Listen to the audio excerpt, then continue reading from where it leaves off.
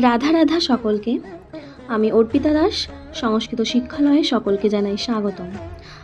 আজ আমরা মহেশ্বর সূত্র ও প্রত্যাহার সম্পর্কে আলোচনা করব। আলোচনার প্রথমেই আছে মাহেশ্বর সূত্র বা শিব সূত্র কী। 2 নম্বরে আছে মাহেশ্বর সূত্রের প্রয়োজন। 3 নম্বরে আছে প্রত্যাহার কী। 4 নম্বরে আছে প্রত্যাহারের প্রয়োজন এবং 5 নম্বরে সর্বশেষে প্রত্যাহার গঠন। তবে চলো আর দেরি না করে ভিডিওটি শুরু করা যাক। তাহলে বন্ধুরা, আমরা প্রথমে মাহেশ্বর সূত্র সম্পর্কে আলোচনা করব। মাহেশ্বর সূত্রের অপর নাম প্রত্যাহার সূত্র। ভগবান শিব নৃত্যবসানে 14 বার তার হাতের ডমরু বাজিয়েছিলেন। প্রমাণস্বরূপ একটি শ্লোক রয়েছে। শ্লোকটি হলো নৃত্যাবসানে নটরাজ রাজ ননাদ ঢক্যাং নবপঞ্চবারম ঊর্ধ্বত্য কামঃ সনকাদি সিদ্ধান এতদ বিমর্ষে শিবসূত্রজালম। দেখো, শ্লোকে প্রথম লাইনের শেষে নবপঞ্চবারম বলে যে লাইনটি আছে, এখানে নব হলো 9, পঞ্চ হলো 5, অর্থাৎ 9 + 5 = 14।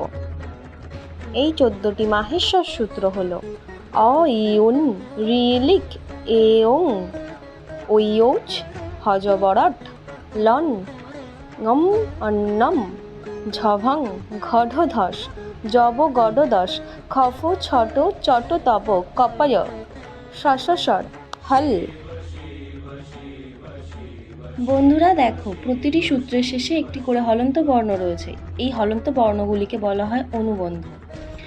এই হলন্ত বর্ণগুলি বাদ দিয়ে বাকি যেসব বর্ণগুলি আছে সেই সব বর্ণগুলিকে আমরা ধরব, অর্থাৎ হলন্ত বর্ণগুলিকে আমরা বাদ দেব। অর্থাৎ দেখো,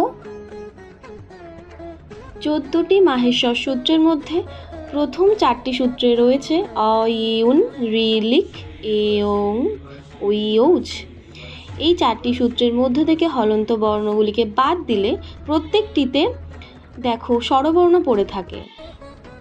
এই স্বরবর্ণগুলিকে বলা হয় অজ বর্ণ। কারণ দেখো, সূত্রের প্রথমে অ আছে এবং 4 নম্বর সূত্রের শেষে চ আছে, তাই এই অ আর চ মিলে এই স্বরবর্ণগুলির নামকরণ করা হয়েছে অজ বর্ণ। এবার তোমাদের কোশ্চেন হতে পারে যে তবে ব্যঞ্জন বর্ণগুলিকে কি বলা হয়? ব্যঞ্জন বর্ণগুলিকে বলা হয় হল বর্ণ। 5 নম্বর সূত্র থেকে শেষ সূত্র পর্যন্ত সব বর্ণগুলি ব্যঞ্জন বর্ণ, আর এগুলোর পঞ্চম থেকে শেষ পর্যন্ত সূত্রগুলিকে হল বর্ণ বলা হয়। তবে আমরা কি জানতে পারলাম?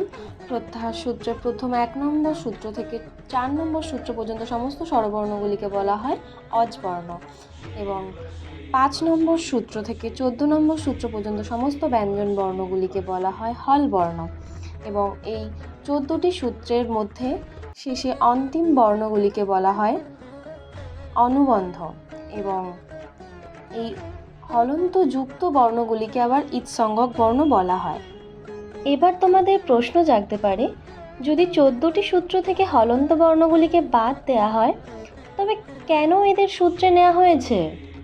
না, এদেরকে নেওয়া হয়েছে প্রত্যাহার গঠন করার জন্য বা নির্মাণ করার জন্য। আচার্য পাণিনি তার অষ্টাধ্যায়ী গ্রন্থে 42টি প্রত্যাহার ব্যবহার করেছেন। এই প্রত্যাহারগুলি গঠন করার জন্যই মাহেশ্বর সূত্রগুলো আমরা প্রয়োগ করে থাকি, আর মাহেশ্বর সূত্র জানা আমাদের এর জন্যই প্রয়োজন। মাহেশ্বর সূত্রের প্রয়োজন হলো প্রত্যাহার গঠন করা, আর এই প্রত্যাহার গঠন করতে হলে আমাদেরকে মাহেশ্বর সূত্র অতি অবশ্যই জানতে হবে, আর এই 14টি মাহেশ্বর সূত্র অবশ্যই মুখস্থ করে ফেলতে হবে। তাই এবার আমরা প্রত্যাহার সম্পর্কে আলোচনা করব। প্রত্যাহার কি, প্রত্যাহারের প্রয়োজন কি, প্রত্যাহার কিভাবে গঠন করতে হয়।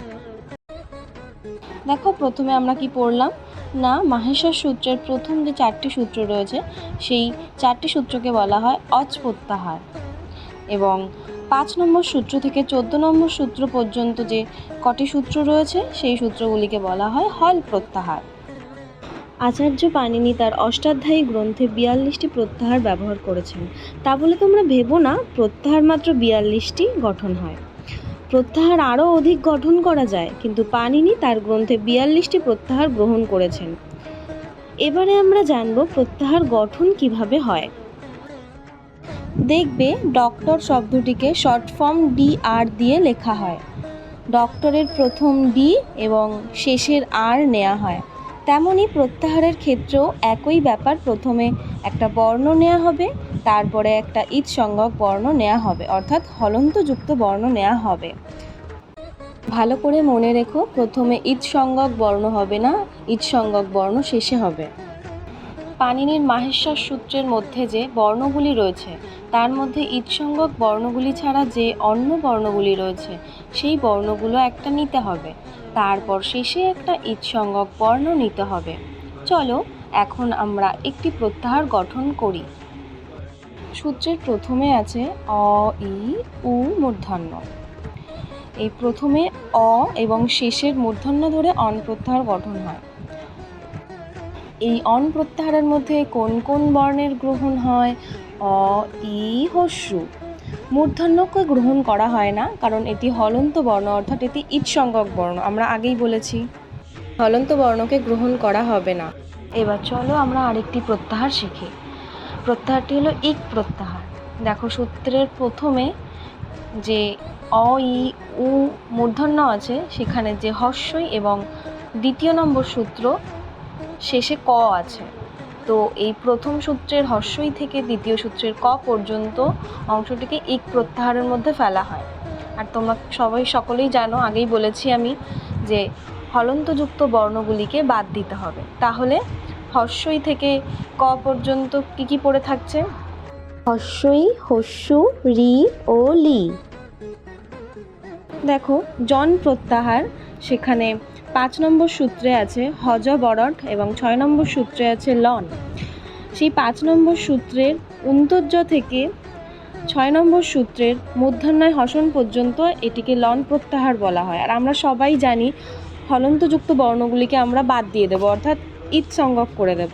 সুতরাং তাহলে আমাদের এই জন প্রত্যাহারের মধ্যে কি কি পড়ে থাকে? উন্তর্য, ব, র ও ল। এবার দেখো আমরা প্রথমে অজ প্রত্যাহার সম্পর্কে জানতে পেরেছি। সেখানে সূত্রের প্রথমে অ, ই, উ মূর্ধন্য এবং দ্বিতীয় সূত্র রি, লি, ক, তৃতীয় সূত্র এ, ও, ম, চতুর্থ সূত্র ঐ, ঔ, চ। এভাবে প্রথম সূত্রের অ থেকে চতুর্থ নম্বর সূত্রের চয় হসন পর্যন্ত এটিকে অজ প্রত্যাহারের মধ্যে ফেলা হয়েছে। আমরা আগেই জেনেছি যে এই সূত্রগুলোর মধ্যে যে হলন্তযুক্ত শেষের অন্তিম বর্ণগুলো আছে সেগুলোকে আমরা বাদ দেব, অর্থাৎ ইত করে দেব। তাহলে আমাদের এই অজ প্রত্যাহার তৈরি করতে গেলে কোন কোন স্বরবর্ণগুলো পড়ে থাকে? আর আমরা তো জানি যে অজ বর্ণগুলি মানে স্বরবর্ণ, তো সেই স্বরবর্ণের মধ্যে পড়ে থাকে সূত্রে অ, হস্যই, হস্যু, রি, লি, এ, ও, ঐ, ঔ। ঠিক তেমনই আরেকটি প্রত্যাহারের উদাহরণ হলো হল প্রত্যাহার, যা আমরা আগে পড়েছি, যেখানে পঞ্চম সূত্র থেকে 14 নম্বর সূত্র পর্যন্ত হলন্তযুক্ত বর্ণগুলিকে বাদ দিলে যে এক্সট্রা বর্ণগুলি পড়ে থাকে সেগুলি হল বর্ণ, আর সেগুলি ব্যঞ্জন বর্ণ, আর ব্যঞ্জন বর্ণগুলিকেই হল বর্ণ বলা হয়। তো এই হলন্তযুক্ত বর্ণগুলিকে, অর্থাৎ শেষের বর্ণগুলিকে বাদ দিলে যে বর্ণগুলি এক্সট্রা পড়ে থাকে সেগুলি হলো হ, জ, ব, র, ল, ইঙ, ম, ম মূর্ধন্য, দন্তন্য, ঝ, ভ, ঘ, ঢ, ধ বর্গের জ, ব, গ, ড, দ, খ, ফ, ছ, ঠ, চ, ট, ত, ক, প, তালিবস্য, পেট কাটা মূর্ধন্যস্য, দন্তস্য, হ। এই পর্যন্ত পঞ্চম সূত্র থেকে 14 নম্বর সূত্রের হ পর্যন্ত সকল বর্ণগুলিকে হল প্রত্যাহারের মধ্যে ফেলা হয়েছে।